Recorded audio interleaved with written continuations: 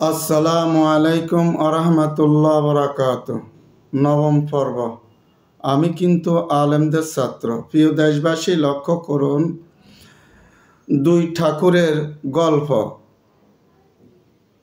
প্রায় 25 থেকে 30 বছর আগে ঢাকা কারণ বাজার পীরজাদা হাবিবুর রহমান যুক্তিবাদীর মাহফিলে উপস্থিত ছিলাম। তিনি দুই ঠাকুরের একটি গল্প উদাহরণ দিতে গিয়ে যে আমাদের দেশে আলেম ওলামাদের উদ্দেশ্যে লক্ষ্য করে বলছেন।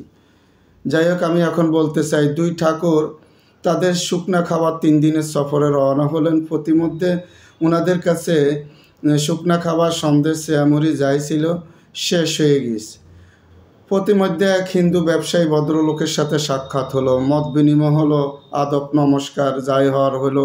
বললেন যে আপনারা কই যাচ্ছেন? বলল, ব্যবসায়ীকে লক্ষ্য করে বললেন, আমরা 3 দিনের সফরে রওনা হয়েছিলাম, কিন্তু আমাদের সকল কিছু শেষ হয়ে গেল। তখন বলল, চলেন আমাদের সাথে চলেন। বাড়িতে গিয়ে বললেন যে আপনারা তো স্নান করা দরকার, স্নান করলে শরীরের ক্লান্তি দূর হয়ে যাবে, ভালো লাগবে। তো ভালোই হয়। তো একজন গেছে স্নান করতো, আরেকজনকে জিজ্ঞাসা করলো, আপনার সাথে আসছে যে উনি বড় ঠাকুর না আপনি বড় ঠাকুর? বলেন কি, ও একটা গরু না? তাই নাকি? পরক্ষণে উনি স্নান করে আসার পরে বাকিজন গেল। যাওয়ার পরে ওই ঠাকুর মশাইকে জিজ্ঞাসা করলো, আপনার সাথে আসছে যে উনি নাকি বড় ঠাকুর? বলেন কি, ও একটা ছাগল না? কোনো রকম আমার সাথে খায়, আমার সাথে রাখি। তাই নাকি? হয়।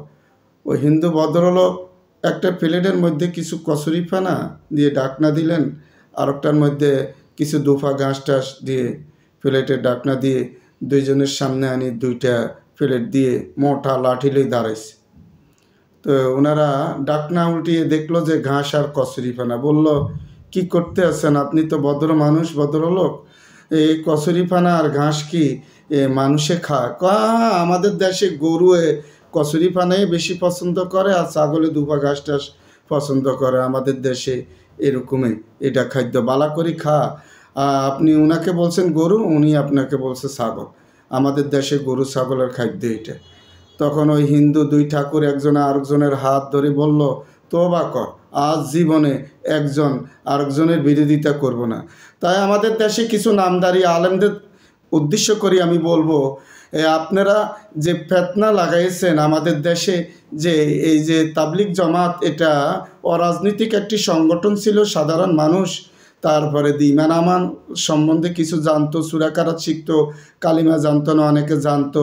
কিন্তু এখন এটার মধ্যে আপনারা যে ফেতনা ঢুকছে, যে কে বড় কে ছোট, এক গ্রুপ আর এক গ্রুপ আমরা হক, ওনারা তোমরা বেহক, এই যে নিয়ে যে সাধারণ মানুষ কি এটা বুঝে? সাধারণ মানুষ এখন আলেম ওলামাদেরকে, তারপরে তাবলিগ জামাতদেরকে যেভাবে মনে করেন বর্জন করতে আছে। কোনো মসজিদে গেলে বলে, তোমরা কি 7 গ্রুপ না জুবাইদ গ্রুপ? যদি বেশ কম হয়তো বাইর করে দেয়। এটা কি আপনাদেরকে অনুরোধ করব যে যারা আছেন আমাদের দেশে এখন, যে একদিক দিয়ে স্কেনের যে একটা দুশ্মনীগিরি বাংলাদেশে, আরেক দিয়ে অন্তর্বর্তীকালীন সরকারকে ভারত হুঙ্কার দিচ্ছে, যেভাবে মিডিয়া লাগাই দিয়েছে ভারতের, সেই মুহূর্তে আইসা আপনারা বিশ্ব ইজতেমার মাঠ দখল করতে গিয়ে তারপরে 4টি মানুষের জীবন চলে গেল। আফসোস, এই জাতি কি এটা আপনাদের কাছে কামনা করে? অনতি বিলম্বে অন্তর্বর্তীকালীন সরকারকে তারপরে বিভিন্ন ফেরেশানির মধ্যে পালাইবার জন্যে এগুলি চলছে, উস্কানিমূলক এগুলি বন্ধ করুন, পরিহার করুন। আপনারা উভয় গ্রুপ ঐক্য হয়ে যান, আগে যেভাবে ছিলেন সেইভাবে করেন, যে আমাদের দেশে মানুষ শান্তি চায়, তারপরে অশান্তি যেন না হয়। এ হারাহারি মারামারি কাটাকাটি বর্জন করার জন্য যে দুই গ্রুপে আলেম আছেন, আমি আহ্বান করব দেশবাসী, আমাদের সাধারণ মানুষদের পক্ষ থেকে, আপনারা যে এই এখন বর্তমানে তারা যারা ইসলামের দুশমন, বিশেষ করে নাস্তিকরা, হাসি ঠাট্টা বিদ্রুপের একটা তারা জোগাড় করে দিচ্ছেন, নাস্তিকদের একটা উল্লাসে জোগাড় করে দিচ্ছেন। এগুলি পরিহার করে আমার দেশের আলেমদেরকে ঐক্য হওয়ার জন্য আহ্বান করছি। আসসালামু আলাইকুম ওয়া রাহমাতুল্লাহি ওয়া বারাকাতুহু।